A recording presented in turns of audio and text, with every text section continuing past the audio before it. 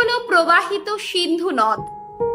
কলমে জগৎপতি তা, কণ্ঠে শ্রাবণী চ্যাটার্জি। ভারতীয়দের আদি বাসস্থান দুই নদ, তীরই সিন্ধু। তাই তো এই অধিবাসীদের নাম হয়ে যায় হিন্দু।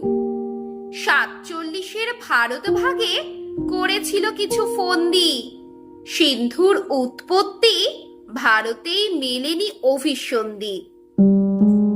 সিন্ধু নদ ঐতিহাসিকগতভাবে লাদাখের মেরুদণ্ড।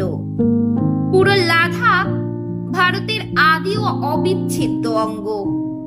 অতীত বর্তমানে যত প্রধান ছোট বড় শহর, সে লেহ, বাস্কো, টিংমস্কাং সিন্ধু নদ বরাবর।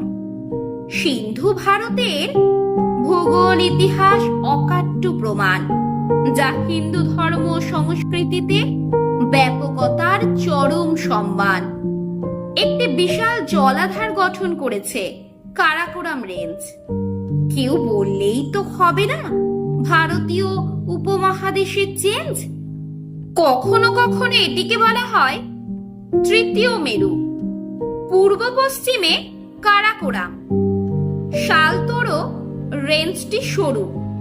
76 কিমি লম্বা কারাকোরাম দীর্ঘতম হিমবাহ।